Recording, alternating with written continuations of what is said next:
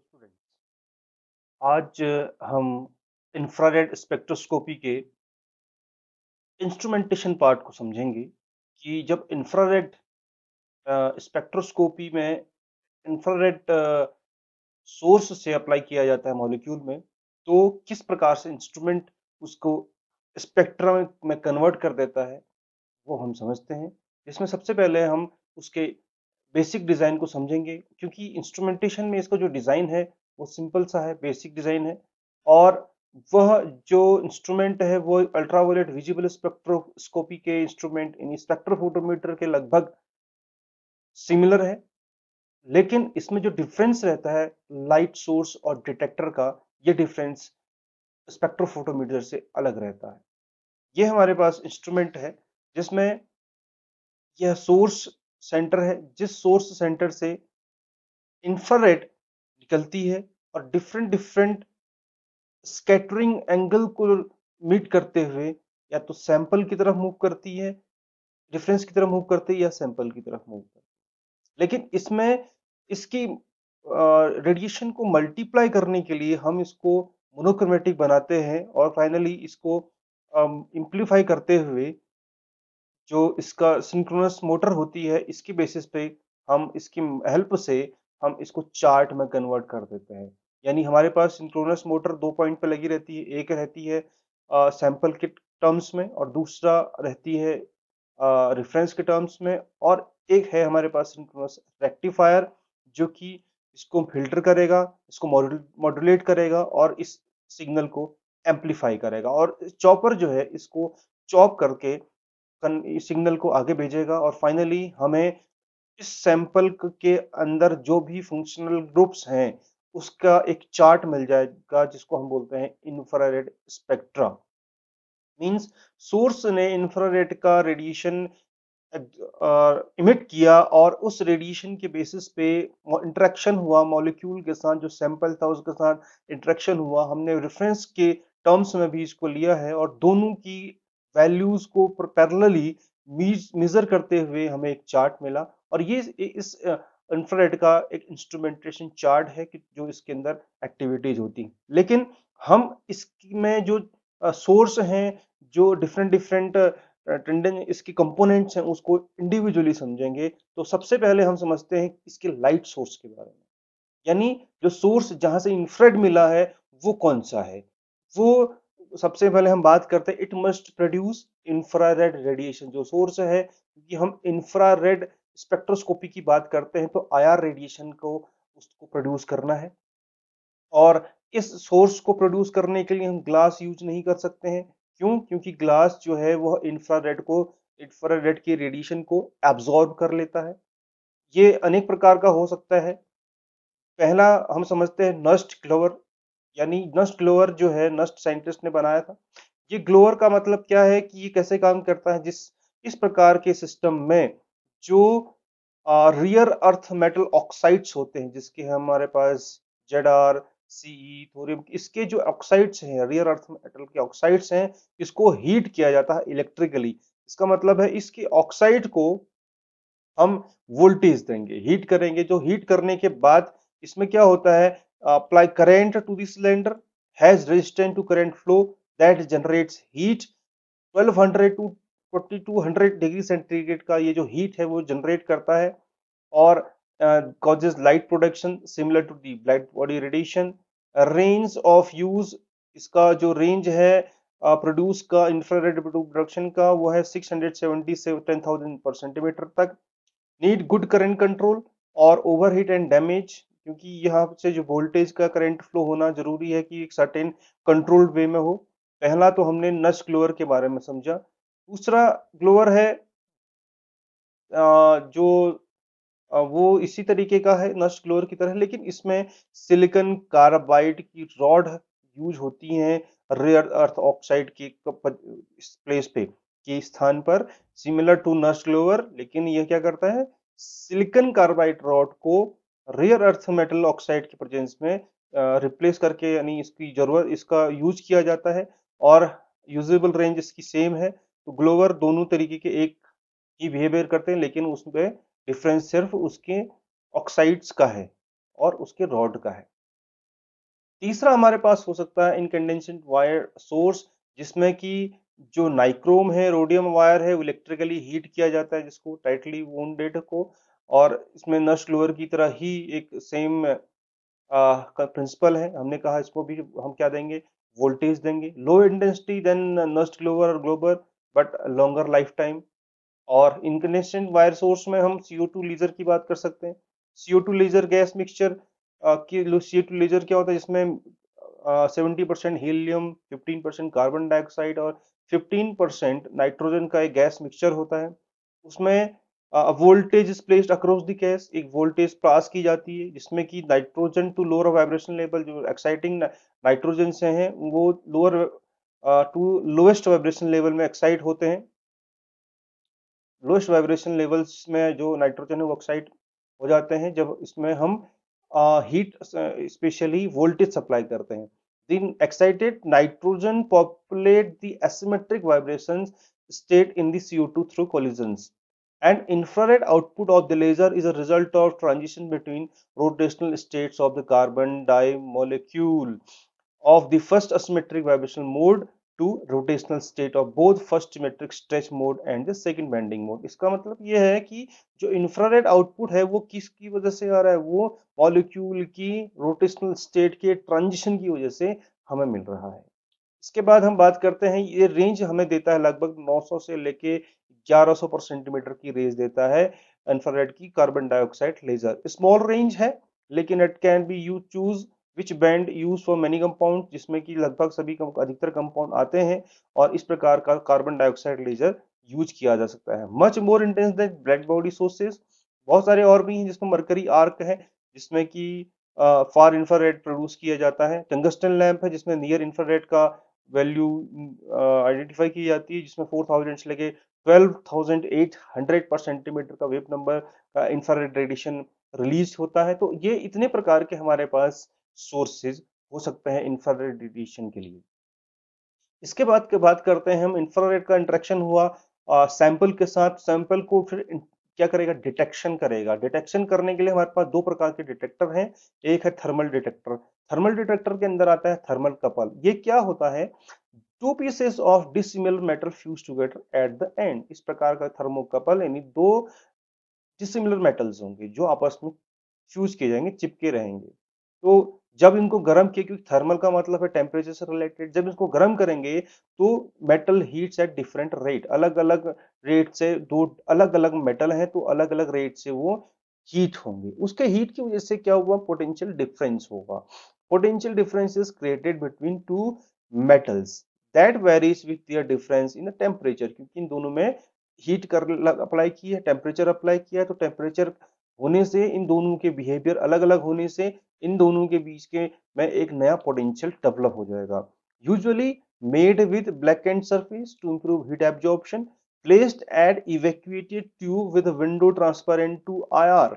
हमने कहा जो ये जो फ्यूज थर्मोकपल्स थे, दो डिसिमिलर मेटल्स थे, उनको हम जो इंफ्रारेड का जो ट्रांसपेरेंट विंडो है उसमें रखा जाता है, क्योंकि हम जानते हैं ग्लास और क्वार्ट्ज जो हैं वो इंफ्रारेड को एब्सॉर्ब कर लेते हैं।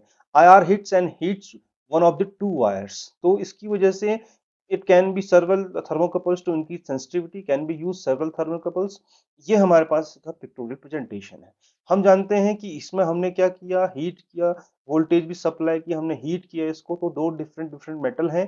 दोनों डिफरेंट मेटल होने की वजह से इन दोनों के बीच में पोटेंशियल डिफरेंस आ जाएगा, और इस पोटेंशियल डिफरेंस होने की वजह से ये जो हमारे पास एक एक विंडो है वो ट्रांसपेरेंट होना चाहिए। Transparent basically transparent IR transparent होना चाहिए, और कार्बन सॉरी जो नाइट्रोजन के क्लोराइड्स हैं, सॉरी सोडियम क्लोराइड जो है वह यूज किया जाता है as a IR transparent material के फॉर्म पे। तो इसकी बेसिस पे हम डिटेक्ट कर सकते हैं इंफ्रारेड को, थर्मोकपल इसको बोलते हैं।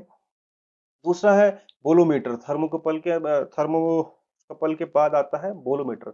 इसमें क्या होता है, प्लैटिनम और निकल का जो मेटल है उसकी स्ट्रिप होती है, या जिसको हम सेमीकंडक्टर कहते हैं, one that has a large change in resistance to current with temperature. Temperature के साथ साथ उसका करंट का डिफरेंस आता है। As light is absorbed by blackened surface, resistance increases and current decreases. ये हम जानते हैं, जब भी रेजिस्टेंस बढ़ेगा तो करंट डिक्रीज हो जाएगी। बहुत सेंसिटिव है इस प्रकार का मीटर, ये देख पा रहे हैं हमारे पास स्ट्रिप्स हैं 2 मेटल की, दोनों मेटल की स्ट्रिप्स को हमने हीट दिया, टेम्परेचर सप्लाई किया, तो दोनों की लार्ज चेंज इन रेजिस्टेंस की वजह से करंट का डिफरेंस आया। As light is absorb by blackened surface, resistance increases and current decreases, बहुत सेंसिटिव रहता है। तीसरा हमारे पास इसमें एक डिटेक्टर जो थर्मल डिटेक्टर के बाद हमारे पास आता है photo conducting detector. Photo conducting detector में thin film of semiconductor use की जाती है लेड सल्फाइड की on a non-conducting glass surface and sealed in a vacuum. Absorption of light by semiconductor moves from non-conducting to conducting states. The decrease in resistance to ये तो हम पहले कह चुके हैं कि रेजिस्टेंस में डिक्रीज होगा तो करंट बढ़ेगी। इसका रेंज है डिटेक्टर का रूम टेम्परेचर पे 10,000 से लेके 333 पर सेंटीमीटर तक का। ये हमारे पास इसका पिक्टोरियल प्रेजेंटेशन है, जिसमें ये जो विंडो है ये ट्रांसपेरेंट टू आईआर होनी जरूरी है।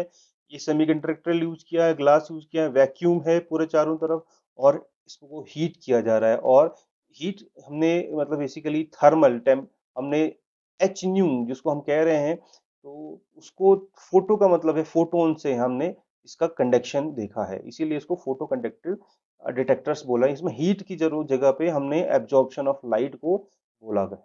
एब्जॉर्प्शन ऑफ लाइट होती है जो कि सेमीकंडक्टर की वजह से, जिसमें कि वो मूव करता है non conducting to the conducting state.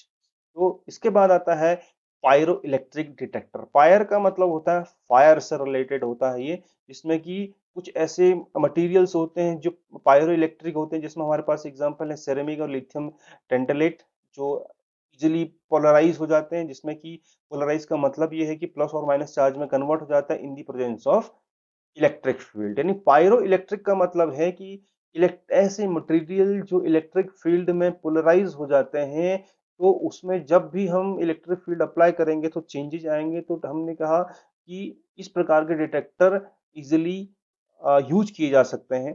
Temperature dependent polarisation होता है इसमें, मेजर करता है डिग्री ऑफ पोलराइजेशन को which is related to the temperature of the crystal. अच्छा रिस्पॉन्स है, good for Fourier transform for infrared radiation.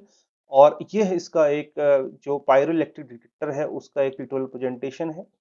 इसके बाद हम बात करते हैं जो और भी कंपोनेंट है उसमें, उस सिस्टम में, इंस्ट्रूमेंट में, जिसमें हमारे पास सबसे पहला आता है सैंपल सेल। क्योंकि जरूरी है कि जब ग्लास और क्वार्टजाइट आईआर के लिए नहीं बने होते हैं तो उसके लिए कौन सा ट्रांसपेरेंट मटेरियल यूज किया जाए, तो उसके लिए केबीआर के पैलेट्स होती हैं और सोडियम क्लोराइड की पैलेट्स होती हैं।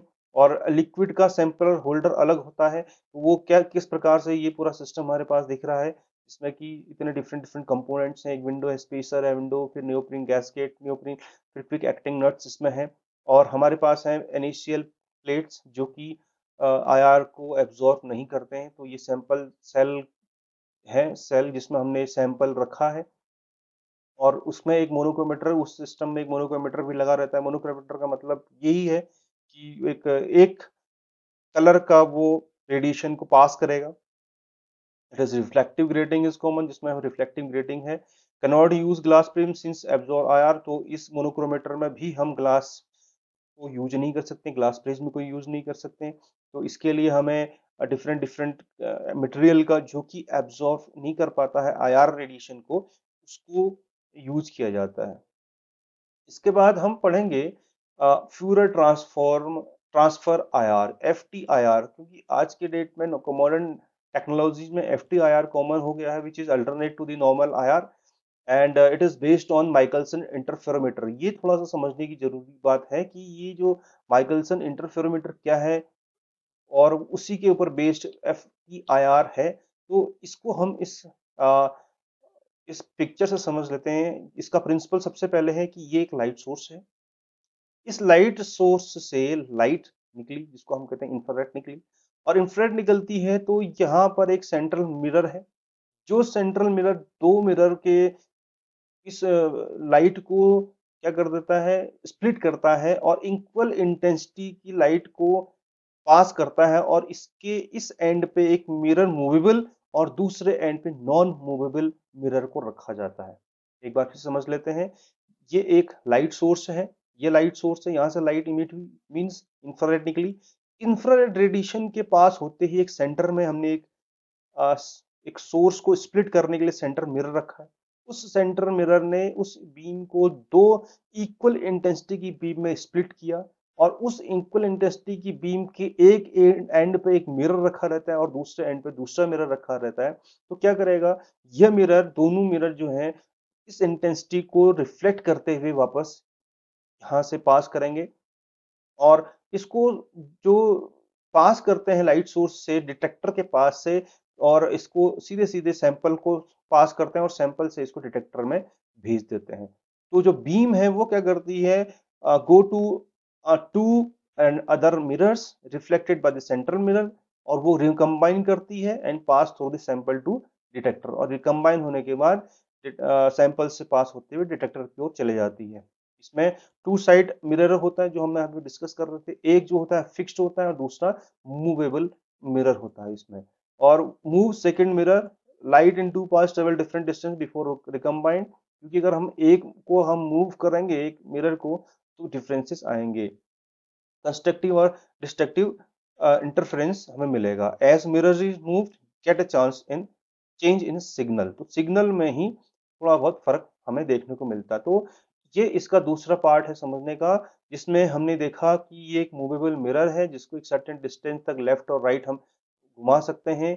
जहाँ से लेजर लाइट से आईआर सोर्स हुई, ये सेंटर का मिरर है। इस सेंटर मिरर ने इस लाइट को रिफ्लेक्ट किया टू वे में, एक फिक्स्ड मिरर की तरफ और एक मूवेबल मिरर की तरफ, और यहाँ से फिर वो रिकलेक्ट हुई और रिकलेक्ट होने के बाद सैंपल में पास होने के बाद वो डिटेक्टर में चलेगी। ये इसका माइकलसन जिसको हमने कहा इंटरफेरोमीटर, उसका बेसिक कंसेप्ट है। इसमें क्या है, light enters the spectrophotometer and is split by the beam splitter. The figure above shows that what is the reference to the Michelson interferometer, ये उसका एक पार्ट है। इसके एडवांटेजेस क्या है नॉर्मल आईआर से, इसको समझ लेते हैं। ये मच फास्टर है क्योंकि सेकंड और मिनट का फर्क जल्दी कर देता है। Use signal averaging to increase signal to noise ratio, increase signal to noise ratio directly proportional to inverse और root of number of scans, यानी इस इन दोनों की वजह से सिग्नल जो एवरेजिंग है वो बढ़ जाते हैं। और higher inherent signal to noise ratio, इसमें क्या नो स्लिट्स है, लेस ऑप्टिकल इक्विपमेंट की जरूरत है, हायर लाइट इंटेंसिटी होती है, इसका रेजोल्यूशन हायर है। इसके कुछ डिसएडवांटेजेस हैं वो हम समझ लेते हैं। सिंगल बीम है तो रिक्वायर्स कलेक्टिंग ब्लैंक और can not use thermal detector की स्लो है। Normal IR scan through frequency range, in FTIR collect all frequencies at once. यानी दोनों में अगर डिफरेंस हम देखें आईआर और एफटीआईआर में, बेसिक डिफरेंस ये है कि स्कैन थ्रू फ्रीक्वेंसी रेंज और ये collect all frequency at once. इसका पिक्चर प्रेजेंटेशन हम देख सकते हैं, नॉइज और सिग्नल रेशियो इस प्रकार से इसको ये दिखाई देता है। तो ये था उसकी स्पेक्ट्रोफोटोमीटर का जो कंसेप्ट है, उसमें चेंज करने के बाद हमने आईआर का जो इंस्ट्रूमेंट है वो देखा, उसकी अलग-अलग कंपोनेंट देखे हमने, और उस कंपोनेंट में हमने देखा कि क्या-क्या चीजें हैं। तो इसके एडवांटेजेस हमने देखे कि it enhanced signal to noise ratio, इसका रैपिड स्कैनिंग होती है, हाई रेजोल्यूशन है इसका, accurate and reproducible frequency determinations होती हैं इसके थ्रू, लार्जर एनर्जी आउटपुट्स मिलते हैं, free from problems of stray radiation. ये एक थोड़ा समझने वाली बात है कि जो स्ट्रे रेडिएशन है, यानी जो छितरी हुई रेडिएशन है, फैलाव वाली रेडिएशन है, अलग अलग रेडिएशन है, उससे ये निजात देता है, उससे ये फ्री होता है। तो ये एफटीआईआर के एडवांटेजेस हैं, और ये टाइम कंज्यूमिंग कम है, इसलिए इसका एडवांस्ड इंस्ट्रूमेंटेशन में इसका एप्लीकेशन काफी ज्यादा है। तो ये हमने इस लेक्चर में पढ़ा, जिसमें हमने जानकारी ली कि इंफ्रारेड का जो बेसिक कंसेप्ट है, बेसिक इंस्ट्रूमेंटेशन का कंसेप्ट है वो क्या है। तो इंस्ट्रूमेंट्स जो इसका बना हुआ है, वो इंस्ट्रूमेंट अलग अलग कंसेप्ट से, अलग अलग कंपोनेंट से बना हुआ है। तो ये इसका एक बेसिक हमने समझा, इसकी वर्किंग कैपेसिटी समझी, इसका किस प्रकार से डिटेक्टर होते हैं और किस प्रकार से इसका कैलकुलेशन होता है वो हमने समझा। और इसी कंसेप्ट के साथ इस लेक्चर को हम खत्म करते हैं। नेक्स्ट लेक्चर में हम इंफ्रारेड की अन्य बातों को हम समझेंगे। इस लेक्चर में अगर जो आपको डाउट है, आप कमेंट कर सेक्शन में जाके पूछ सकते हैं, और मैं उस डाउट को क्लियर करूंगा। अगर आपको ये पसंद है लेक्चर आप इसको शेयर करें और नंबर ऑफ सब्सक्राइबर बढ़ाएँ, लोगों तक पहुँचाएँ। Thank you.